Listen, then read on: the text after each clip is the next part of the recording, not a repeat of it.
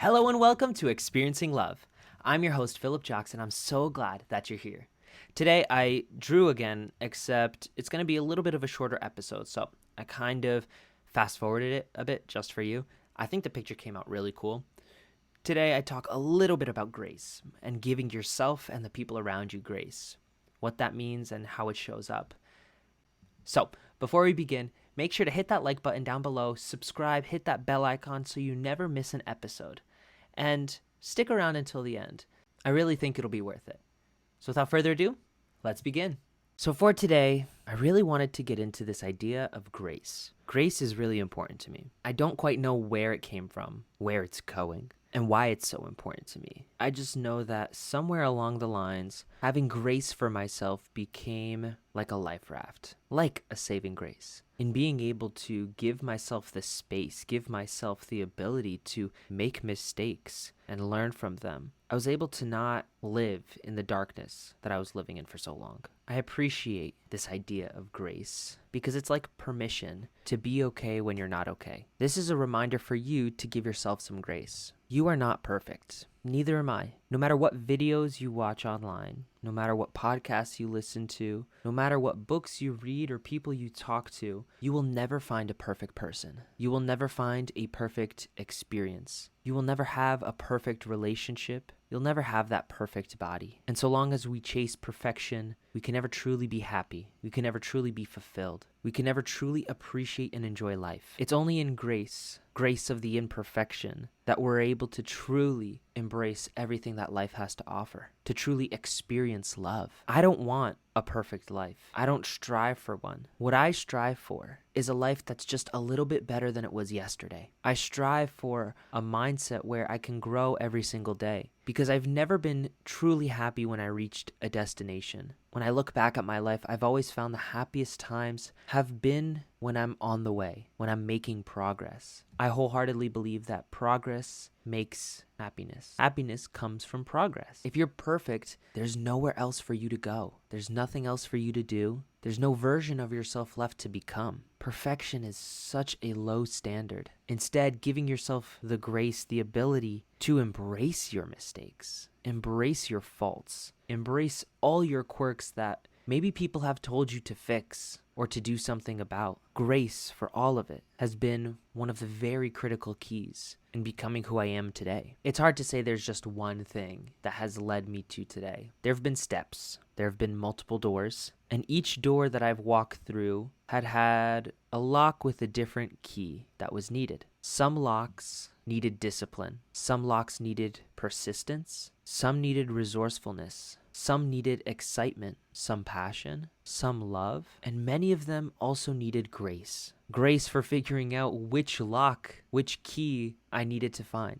Grace for being patient when I couldn't figure something out. Grace when other people did things that I didn't like. You can only really have grace for anyone else if you have grace for yourself. You can't give to others what you can't give to yourself. I don't care what you say. If you can't love yourself, you can't truly love others. Not the way you're actually capable of. If you can't trust yourself, I know you can't trust others. If you doubt yourself, you'll doubt others. So how you treat other people tells me everything I need to know about how you treat yourself. And if you disagree, I recommend going back and listening to the episode about honesty. Listen to that episode of honesty and really ask yourself how honest you're being with yourself. Not with everybody else, but with you. What are the odds that you have a mask on right now? One that's been on for so long and it's so tight, it's so heavy that you've forgotten what the truth really looks like. You've forgotten who you really are, who you really look like. I know how you treat yourself. It bleeds into everything that you do. When you're at your most tired and your mask seems to be slipping off, it shows. People know. You have to give other people credit. They can see far more than you're letting on. You don't even know the signs that you're showing. You don't even know the little things that you're putting out into the world, the little signals. And many people won't know it consciously. They won't be able to look at your face and say, oh, that person is feeling scared. That person is feeling frustrated. Maybe they can, maybe they can't. But subconsciously, we all know. We might not be able to put it into words, but we can look at your face. We could look at your body and say, oh, this person is not doing okay. This person is lying. Not to me, but to themselves. I've practiced this, and now for many people, not for most, but for many people, I could spot it a mile away. I see exactly what it is that you have going on. I can see exactly when you have a truth that you haven't even admitted to yet. And you may ask, Philip, how could you know this? Well, it's because actions speak much louder than words. I will look at how you behave. I will look at what you do, and it tells me more than you can ever do in words. And when I see people like that, and when I've done that for myself, what's been most important for me is grace. I don't get mad. I don't get upset. I don't feel bad. I don't feel frustrated.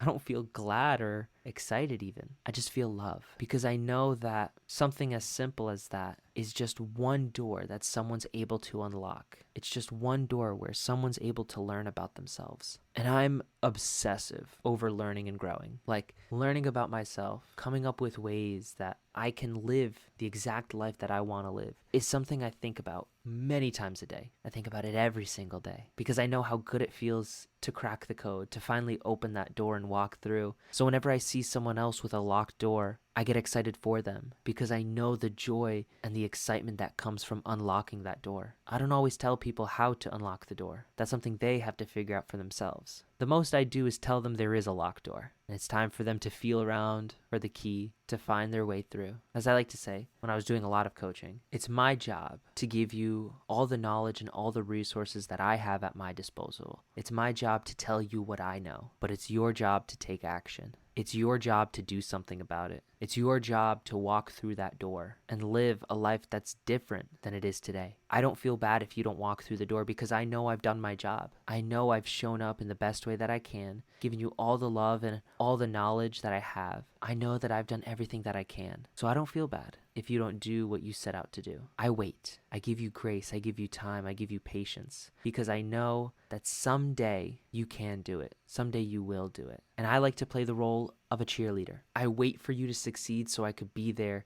and cheer you on. I'll coach you until you get there, but I won't give up on you. So long as you don't give up on yourself, I won't give up on you. There have been people in the past who have felt as though I've left them. There have been people in the past who have felt as though I've pulled away. But what they don't see is that they first pulled away from themselves. What they don't see is that they have shown me through their actions that they're not ready to walk through that door. I've given them all the information and all the knowledge and all the support that I can. But after a certain point, I have to give myself grace and say, hey, you know what? They're not ready, and that's okay. I'll be here and cheer them on when they're ready. But there's nothing left for me to teach them out there in the world. The people that you are coming into contact with, just know that it's not your job to save them. You can support them on their journey, but people have to participate in their own rescue. If they need help, they need to ask for help. They need to actually get the help that they need. They don't need you to hound them down. They don't need you to nag them day in and day out. What they need is to want to change. If they don't want to change, they don't have to. If you don't like what someone's doing and they don't want to change, what that really means is it's time for you to change. Either you change the relationship, you set boundaries, you change as a person. Maybe it's time for you to be honest with yourself or for you to have grace with yourself or with them. There's a lot of different ways. I've done all of them. That's actually a complete exaggeration. I know for a fact there's more ways. But what I'm saying is everything that I've told you is something that I've done. I've done all these ways. I've stood by people for years, hoping that they can see the potential that I see. There's also been people who have stepped out of my life. They weren't ready for whatever it is that I wanted them to have next. And that's okay. Listen, none of us are perfect. I could talk about this forever. I've made mistakes. Maybe there's been some people I've left too early. Maybe there's people that I've been there way too long for. We each have one of these. We each have many of these. And it's not about the mistake. It's about learning from it, learning the lesson, and then giving yourself grace and the ability to say, all right, thank you for this lesson. I'm ready to move on. Give yourself grace today. Give it to yourself. Like actually sit down and something that's bothering you, just give yourself the ability to feel it for a moment and say, hey, you know what? It's okay that I feel this way. I don't need to change it just yet. I could change it in 90 seconds. But for right now, let me just feel it. Let me just experience it. Let it happen. You'll find something really interesting happens when you do. It just takes a little practice. I really want to thank you for being here. I know this one was a little bit of a shorter episode, a little more subtle, but something that really did strike home. It really feels important with everything that I've been talking about the past few days, the past few weeks. It's important to give yourself that grace and the ability to just accept everything that's happened. So if you enjoyed, let me know down in the comments. Let me know if you're one that practices grace. Let me know how you practice grace, because it looks different for each of us. And I'm sure that someone coming by can learn from what you have to offer. So until next time, just remember to always fill up with the love. And I look forward to seeing you in the next one. I love you.